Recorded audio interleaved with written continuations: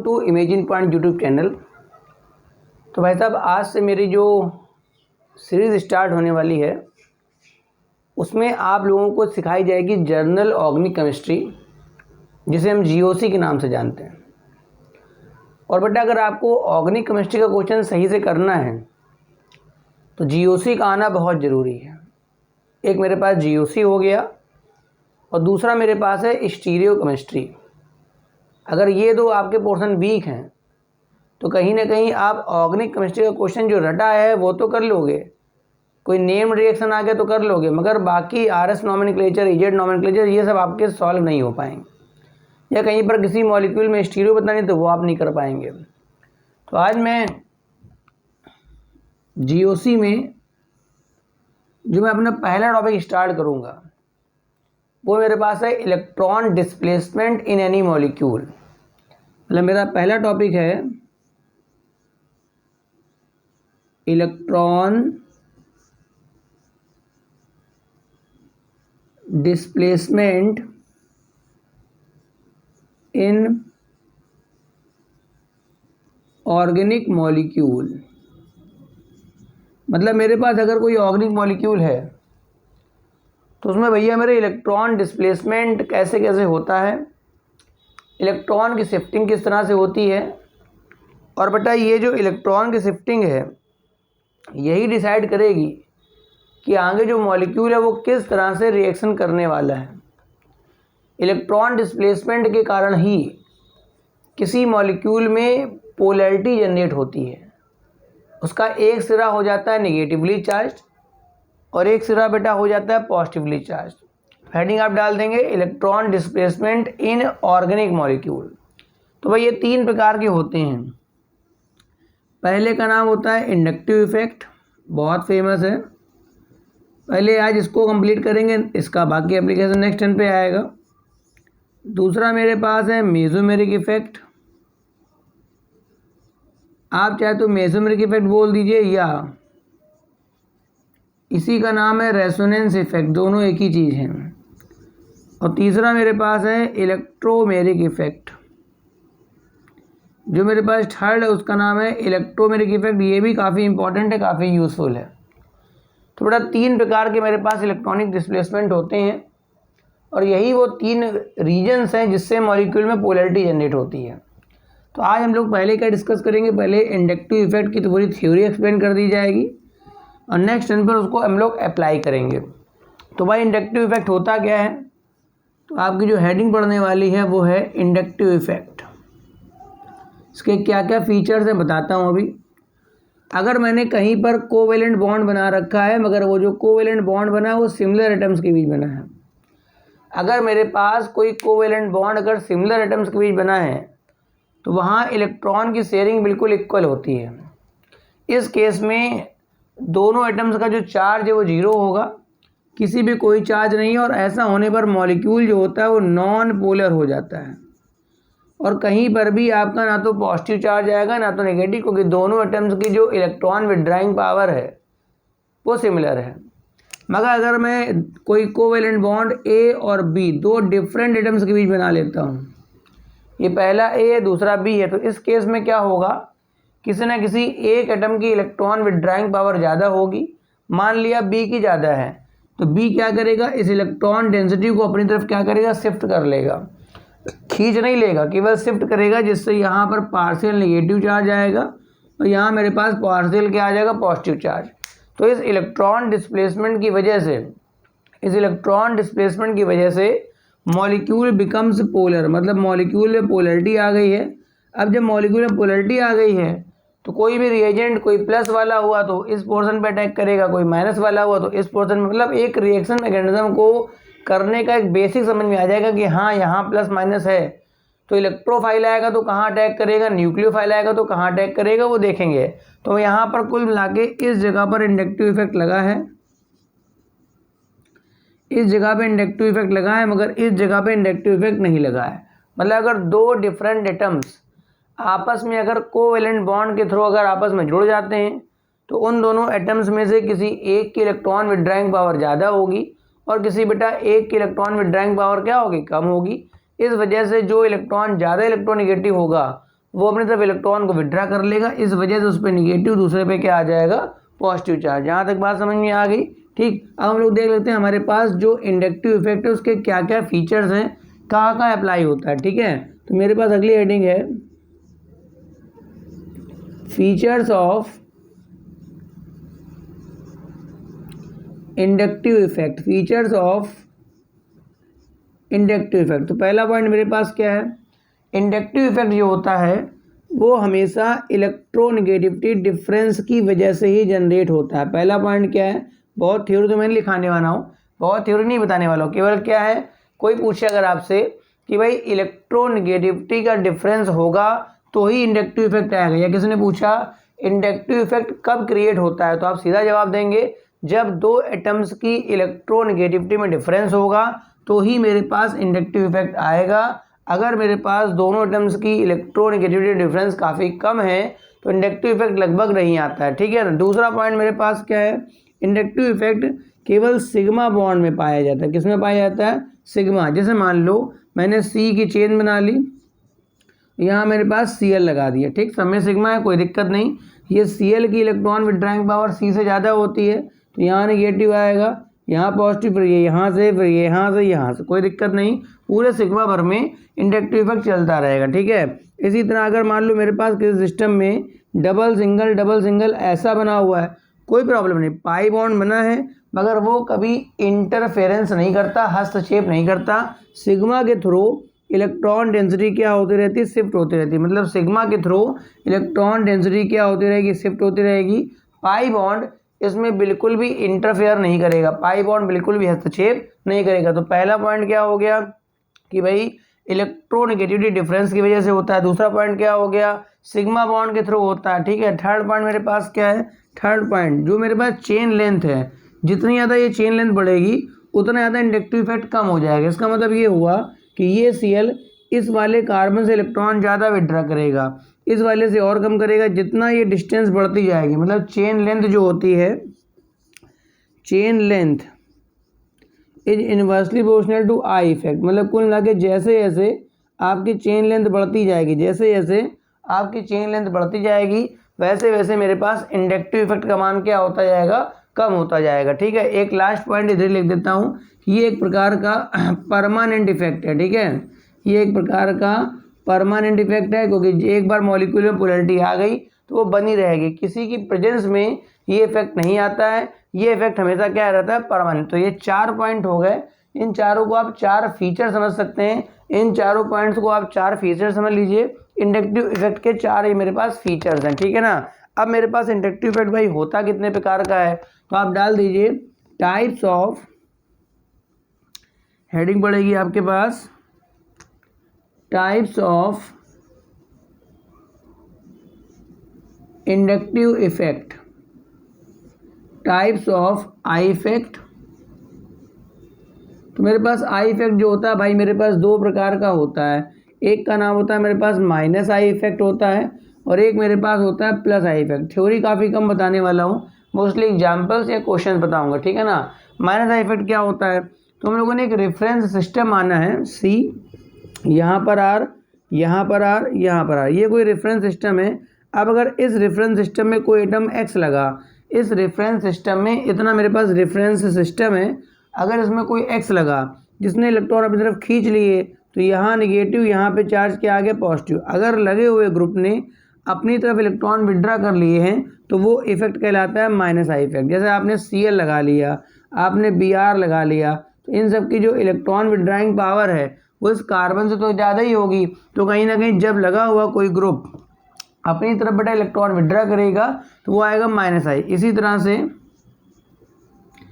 अगर मैं ये रेफरेंस सिस्टम बना करके यहाँ मैग्नीशियम लगा लेता हूँ, बेटा मैग्नीशियम तो मेटल होता है, ये तो इलेक्ट्रोपॉजिटिव नेचर का होता है, तो ये तो प्लस आएगा, तो ये इलेक्ट्रॉन देना चालू कर देगा कार्बन को। मतलब ये क्या करेगा, इलेक्ट्रॉन देगा कार्बन को, कि इस समय कार्बन मैग्नीशियम में इलेक्ट्रॉन विड्राइंग पावर किसकी ज़्यादा है, कार्बन की, तो इधर इलेक्ट्रॉन शिफ्ट होंगे। तो इस तरह का जो इफेक्ट आएगा वो मेरे पास कौन सा इफेक्ट आएगा, प्लस आई इफेक्ट आएगा। मतलब मेरे पास ये मेरे पास माइनस आई इफेक्ट है। अगर मेरे पास कोई पर्टिकुलर ग्रुप ऐसा है जो इस पर्टिकुलर स्केलेटन से इलेक्ट्रॉन खींच लेता है तो मैं बोलता हूँ माइनस आई, अगर इलेक्ट्रॉन देता है तो मैं क्या बोलता हूँ प्लस आई। ठीक है भाई, हाँ तो बेटा यहाँ तक हो गया होगा। अब मैं देखो यहाँ क्या बताने आ रहा हूँ, यहाँ पर अब कुछ इंपॉर्टेंट पॉइंट ध्यान रखने हैं माइनस आई को लेकर के और प्लस आई को लेकर के। क्या इंपॉर्टेंट पॉइंट है देखिए ध्यान से।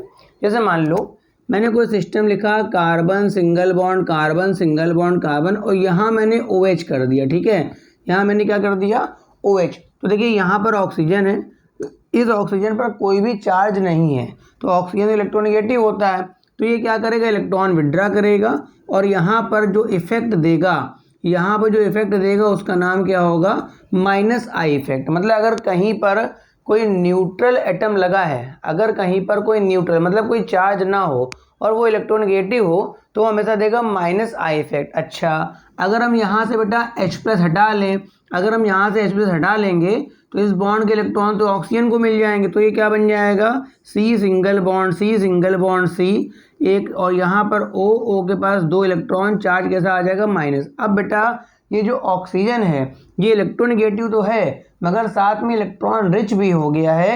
इलेक्ट्रॉन रिच हो जाने की वजह से यहाँ इलेक्ट्रॉनिक रिपल्सन बढ़ जाता है। इस वजह से ये अपने इलेक्ट्रॉनिक रिपल्सन को कम करने के लिए इलेक्ट्रॉन देना चालू कर देगा। मतलब ये जो इफेक्ट शो कर देगा वो क्या शो कर देगा प्लस आई इफेक्ट। मतलब अगर न्यूट्रल मॉलिक्यूल हुआ, अगर न्यूट्रल एटम मेरे पास हुआ और वो इलेक्ट्रोनेगेटिव हुआ तब तो वो माइनस आई शो करेगा, मगर अगर उस पर निगेटिव चार्ज आ गया तो बेटा वो क्या शो करेगा प्लस आई। जैसे मान लो मेरे को एक क्वेश्चन दिया गया है, ठीक है, क्वेश्चन ये है 3 मॉलिक्यूल दे रखे हैं C सिंगल बॉन्ड C, यहाँ NH2 दे रखा है, ठीक, ये मेरे पास मॉलिक्यूल A है, फिर दे रखा है C सिंगल बॉन्ड C, यहाँ NH दे रखा है और एक लोन पेयर दिखा दिया कि यहाँ माइनस हो गया, ये मॉलिक्यूल B है C सिंगल बॉन्ड C, यहाँ पर ये भी H हटा दिया गया और 2 इलेक्ट्रॉन हो गए या 2 लोन पेयर होंगे तो 3 में से डबल माइनस हो गया। भाई ए जितने हटते जाएंगे,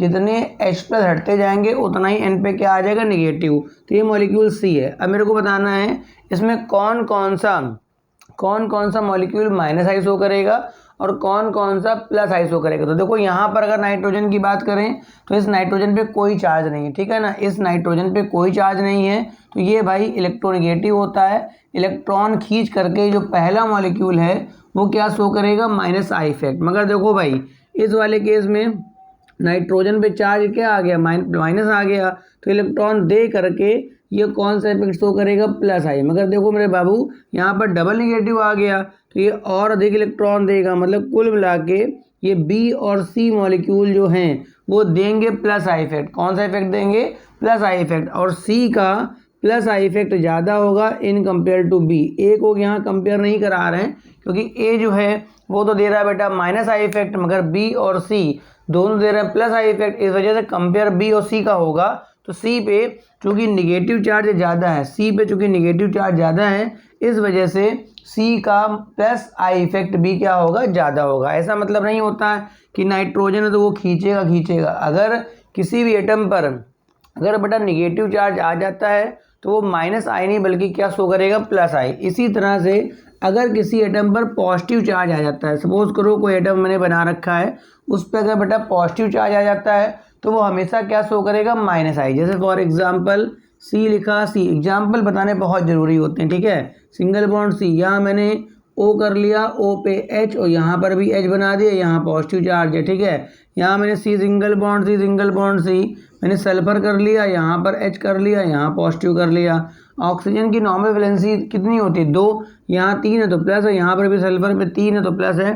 कार्बन सिंगल बॉन्ड कार्बन, यहाँ N करके मैंने तीनों तरफ H लगा लिया तो ये मेरे पास पॉजिटिव चार्ज। अगर मैं इन तीनों की बात करूं तो ये भी अच्छा खासा माइनस आई इफेक्ट शो करेगा, ये भी माइनस आई शो करेगा और ये भी क्या शो करेगा माइनस आई शो करेगा। मतलब ये जो तीनों एग्जाम्पल हैं सीधा सी बात है वो कौन सा इफेक्ट शो करने वाले माइनस आई इफेक्ट शो करेंगे, ठीक है।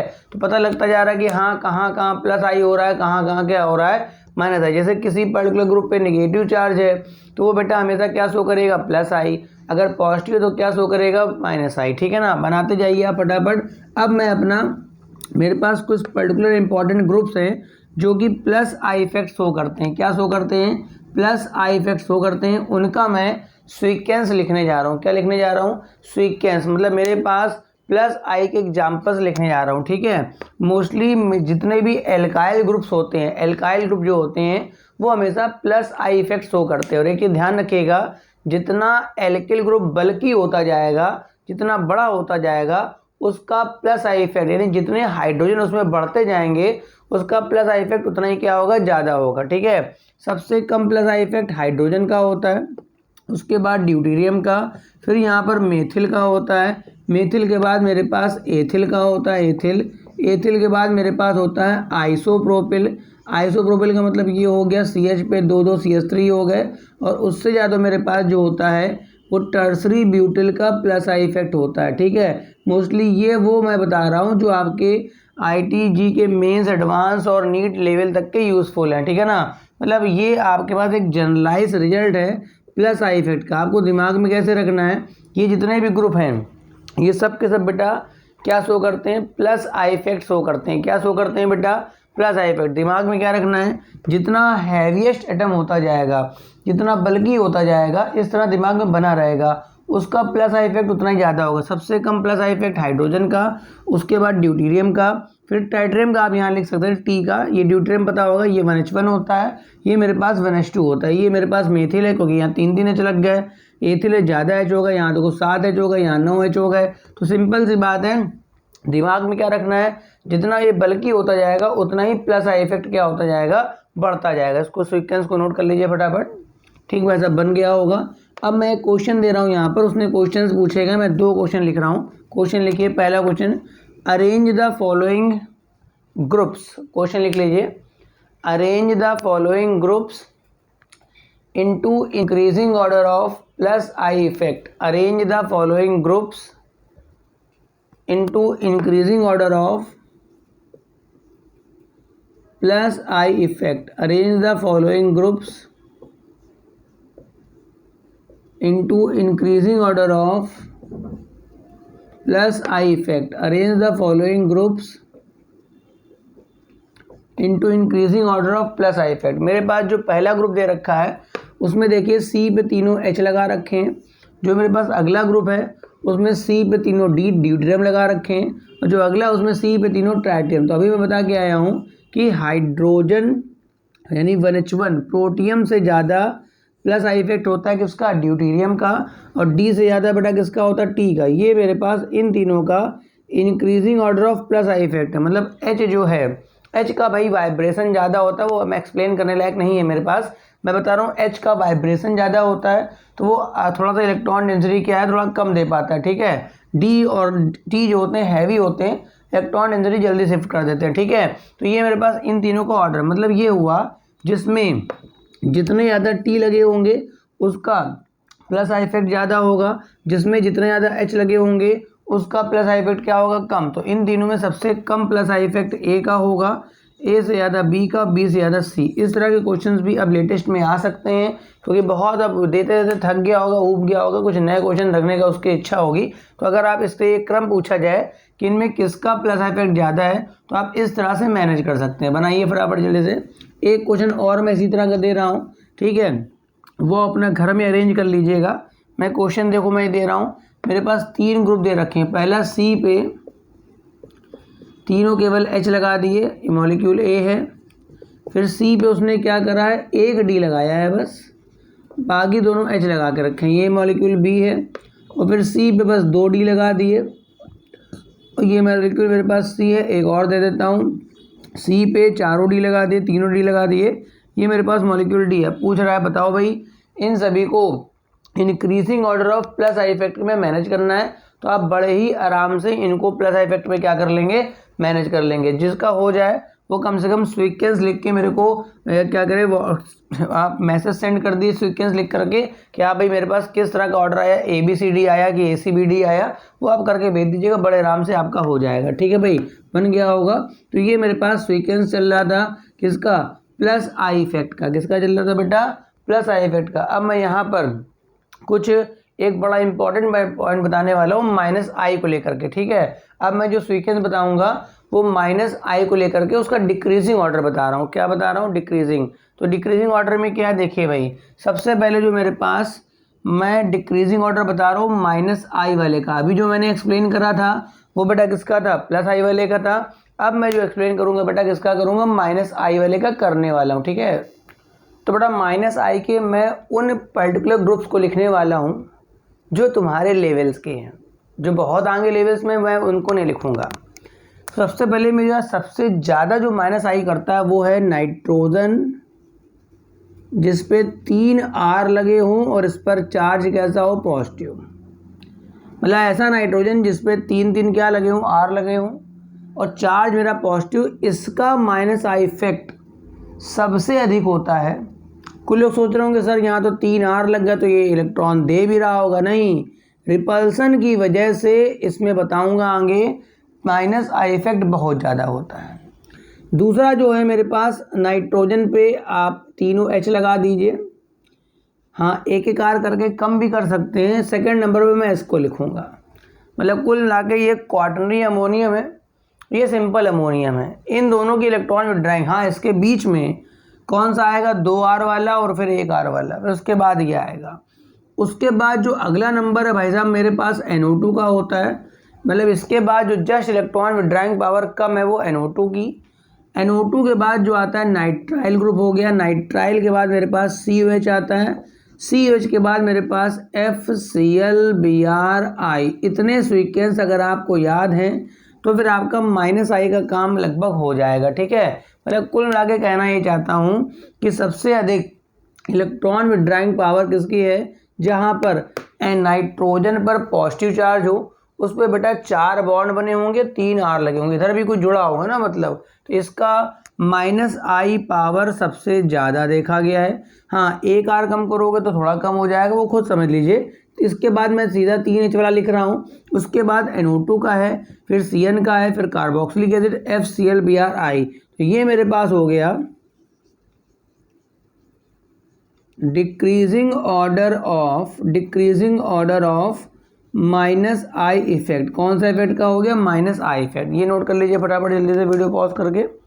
ठीक भाई साहब, बन गया होगा। अब यहाँ पर मैं एक बड़ा इंपॉर्टेंट पॉइंट बताने जा रहा हूँ कि जो माइनस आई इफेक्ट होता है वो इन सब पे तो डिपेंड करता ही है, साथ में किसी एटम के परसेंटेज S करेक्टर पर भी डिपेंड करता है। ठीक है, बात सुनिएगा। मैंने कहा कोई कार्बन की चेन बनी है, ध्यान से सुनिए। यहाँ पर मैंने A लगा दिया। अब मान लो इस A पर हाइब्रिडाइजेशन sp3 है, या हो सकता है इस A पर हाइब्रिडाइजेशन sp2 है, या हो सकता है कि इस A पर हाइब्रिडेशन क्या sp है। ठीक है, तो एक बार ध्यान रखिएगा, अगर कोई एटम A है, अगर इस एटम A का परसेंटेज S करेक्टर ज़्यादा है तो उसका माइनस आई इफेक्ट भी ज़्यादा होता है, क्योंकि जो S ऑर्बिटल होता है वो न्यूक्लियस के ज़्यादा करीब होता है। ठीक है ना, बात समझ रहे हैं? जो S ऑर्बिटल होता है वो न्यूक्लियस के ज़्यादा करीब होता है। इस वजह से अगर कोई इलेक्ट्रॉन S के इर्द गिर्द घूम रहा है तो न्यूक्लियस उसको जल्दी अंदर खींच लेगा, मतलब माइनस आई इफेक्ट ज़्यादा होगा। मतलब अगर किसी एटम पर sp3 है, sp3 में जो S होता है वो 25% होता है, जो sp2 है उसमें S का परसेंटेज 33.3 होता है, sp में 50% ये 50% ये, मतलब S का कितना होता है? 50%। कुल मिला के अगर कोई एटम ऐसा है, अगर कोई एटम, मोस्टली कार्बन की बात करेंगे, दूसरा एटम भी हो सकता है। ठीक है, अगर मेरे पास कोई एटम ऐसा है जिसका हाइब्रिडाइजेशन sp है, ठीक है ना, तो कुल मिला के उसका, हाँ जो क्वेश्चन मैं दूंगा उसमें इस बात का ध्यान रखिएगा कि तीनों एटम सेम होने चाहिए। ठीक है, तीनों एटम सेम हो, उसके बाद तीनों का हाइब्रिडाइजेशन चेंज होना चाहिए। ठीक है, अब पता लगा एटम बदलता जा रहा है, एक एटम तो कार्बन है वो sp लेके बैठा है और एक एटम बेटा फ्लोरीन है, तो फ्लोरीन की फिर ज़्यादा हो जाएगी। ठीक है ना, तो यहाँ पर जो क्वेश्चन दिए जाएंगे उसमें इस बात का ध्यान रखिएगा कि ये एप्लीकेबल तब होगा जब तीनों एटम सेम टाइप के होंगे, तीनों कार्बन है या तीनों नाइट्रोजन है, इस तरह से। तो उस केस में जिसका हाइब्रिडाइजेशन sp होगा उसमें परसेंटेज S करेक्टर ज़्यादा होगा, तो इसके इलेक्ट्रॉन जो है वो न्यूक्लियस के ज़्यादा आसपास तो ज़्यादा खींच लेगा। तो कुल मिला के सीधा क्या ध्यान रखना है कि जो परसेंटेज S करेक्टर अगर कहीं बढ़ता है तो माइनस आई इफेक्ट का मान भी क्या होता है, बढ़ जाता है। वो तो मैंने एक सीक्वेंस लगा दिया ग्रुप का, तो ये भी आपको स्पेशली ध्यान रखना है कि जिसका, यानी कैसे लिख सकता हूँ, अगर किसी एटम पर ए ऑफ एस पी है तो इसका माइनस आई सबसे ज़्यादा होगा, ए ऑफ एस पी टू का माइनस आई कम होगा, ए ऑफ एस पी थ्री का माइनस आई। हाँ, ध्यान रखिएगा तीनों सिमिलर एटम लेने हैं। क्या लेने हैं? तीनों सिमिलर एटम लेने हैं। बात समझ आ रही है? तो ये डिक्रीजिंग ऑर्डर है, माइनस आई का डिक्रीजिंग ऑर्डर। कैसा ऑर्डर बेटा? डिक्रीजिंग है। बना लीजिए फटाफट इसको जल्दी से। अब जरा इसके एग्जाम्पल देख लेते हैं। कहते सर जी एग्जाम्पल तो बताते नहीं है, तो एग्जाम्पल बताता तो हूँ, और कैसे बताऊँ भाई, ठीक है। तो देखो भाई यहाँ पर एग्जाम्पल्स देख लीजिए आप। यहाँ पर जैसे मान लो मैंने कोई मॉलिक्यूल दे दिया और इस जगह पे मैंने क्या करा, डबल बॉन्ड लगा करके CH2 कर लिया, ठीक है। ये मेरे पास कोई सिस्टम दे रखा है, ठीक है। अगला मॉलिक्यूल लिखा C सिंगल बॉन्ड C कितने का बना? 5, ट्रिपल बॉन्ड CH, ये एक सिस्टम दे दिया। अब पूछ रहा बताओ भाई इस कार्बन का इन दोनों में से किसके पास माइनस आई इफेक्ट ज्यादा है, ठीक है। इन दोनों में से किसका माइनस आई, अब पूछ क्या रहा कि इन दोनों में से किसका माइनस आई यहाँ पर ज्यादा है। तो देखो भाई इस कार्बन का जो हाइब्रिडाइजेशन है वो मेरे पास sp है और इस कार्बन का मेरे पास sp2 है, ठीक है ना। अगर इस कार्बन का मेरे पास sp है तो यहाँ पर परसेंटेज s करेक्टर ज़्यादा होगा और यहाँ पर कंपेरेटिवली परसेंटेज s करेक्टर कम होगा। इस वजह से इस सिस्टम का माइनस आई ज़्यादा होगा, इसका कंपेरेटिवली कम। इसको मैं A नाम दे रहा हूँ, इस सिस्टम को मैं B नाम दे रहा हूँ, ठीक है। तो B वाले का माइनस आई इफेक्ट ज़्यादा होगा A वाले। बेटा ये सब जो टॉपिक्स हैं ये अभी एप्लीकेशन पार्ट बताया जाएगा। एप्लीकेशन पार्ट आप हर लेक्चर को आराम से इत्मीनान से लीजिए। अगर आपको पूरी जर्नल ऑर्गेनिक केमिस्ट्री कवर करनी है तो धीमे धीमे लेक्चर्स आप कवर करके कर लीजिए। मैं बहुत लंबे लेक्चर्स नहीं बना रहा हूँ। एक टॉपिक में मैंने आई इफेक्ट पढ़ाया, फिर अगले लेक्चर में मैंने उसका एप्लीकेशन पार्ट पढ़ाया। तो आप आई इफेक्ट पढ़ के बैठिए तो आप उस चीज़ को बड़े अच्छे समझ पाएंगे और ऐसा कोई क्वेश्चन नहीं होगा मेंस, एडवांस और नीट का जो आप नहीं कर पाएंगे, मगर इन लेक्चर्स को लेने के बाद ही कर पाएंगे। बात समझ में आ रही है? कोई क्वेश्चन डाउट फंसता है आप मेरे को मैसेज कर दीजिए, मैं बता दूंगा भाई ऐसे होता है। तो इन दोनों में ये सब क्वेश्चंस अप्लाई कैसे होंगे बेटा, एसिडिटी में एक्सप्लेन करेंगे, स्टेबिलिटी में एक्सप्लेन करेंगे, ठीक है, बेसिक नेचर में एक्सप्लेन करेंगे, वो सब यहाँ पर यूज़ होने वाला है, ठीक है। इतनी बात समझ में आ गई। अब देखो मेरे पास अगला टॉपिक क्या, मेरे पास अगला क्या है, मेरे को एक क्वेश्चन दिया गया इस तरह से, ये लिखा है CH3 single bond CH2 single bond CH2, ये मेरे पास NH2 दे रखा है। क्या दे रखा है? NH2। ये मॉलिक्यूल A है, ठीक है।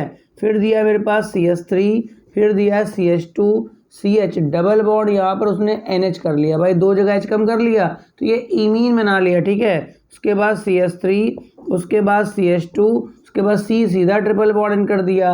अब पूछ रहा बताओ ये मॉलिक्यूल B और ये मेरे पास मॉलिक्यूल C है। पूछ रहा बताओ इन तीनों में माइनस आई इफेक्ट कहाँ ज़्यादा होगा, इन तीनों में माइनस आई इफेक्ट कहाँ ज़्यादा होगा। तो देखो भाई यहाँ पे नाइट्रोजन के पास एक लोन पेयर होगा, यहाँ पर भी एक लोन पेयर है, यहाँ पर भी। तो अगर मैं यहाँ का निकालूँ हाइब्रिडाइजेशन तो 3 सिग्मा बॉन्ड एक लोन पेयर, टोटलिंग 4, ये तो sp3 हो गया।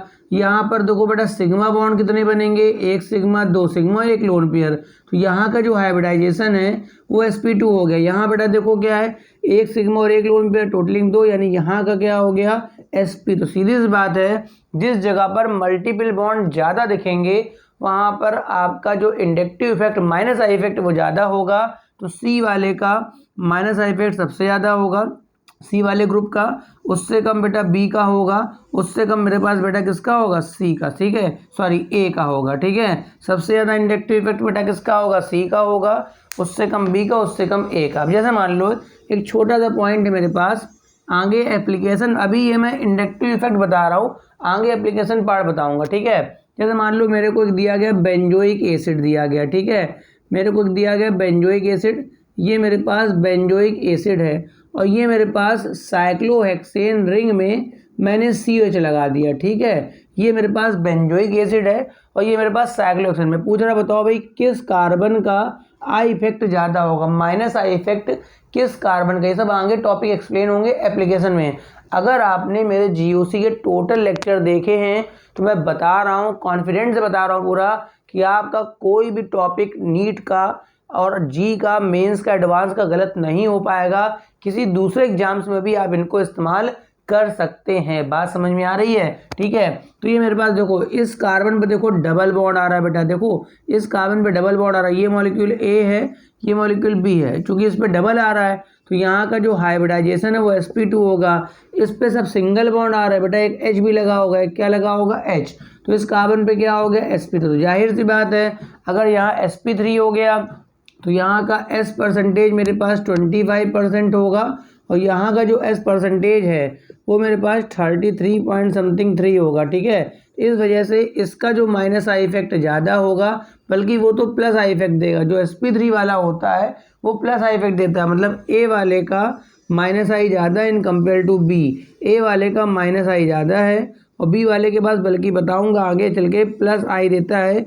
ये जो सिंपल sp3 वाले होते हैं वो बेटा क्या देते हैं, प्लस आई इफेक्ट देते हैं। यहाँ तक बात क्लियर हो गई होगी? ठीक है, तो उम्मीद है आपको ये इंडक्टिव इफेक्ट की थ्योरी का जो पार्ट है वो लगभग क्लियर हो गया होगा। अब नेक्स्ट टर्म पे हम लोग जब आएंगे तो वो मैंने कहा मैं बहुत बड़े बड़े शॉर्ट्स नहीं बना रहा हूँ, आप डेली डोज की तरह आप इसको लीजिए, डेली इतना इतना पढ़िए और उसको अप्लाई करिए क्वेश्चंस पे। पहले टर्म पे थ्योरी भाई, फिर अगले टर्म पे मैं क्या करूँगा, नेक्स्ट टर्म पे इसका एप्लीकेशन ऑफ इंडक्टिव इफेक्ट, तो 3 से 4 एप्लीकेशन पार्ट हैं। जब वो हो जाएगा तो मैं मेसोमेरिक इफेक्ट बताऊंगा।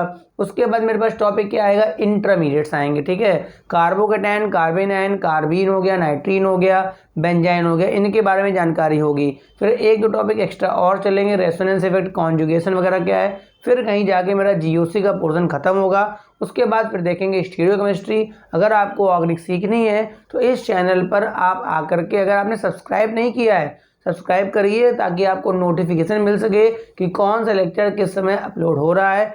उम्मीद है कि आपको ये पहला लेक्चर अच्छे से समझ में आ गया होगा, आपने नोट भी कर लिया होगा। Thank you watching for the lecture.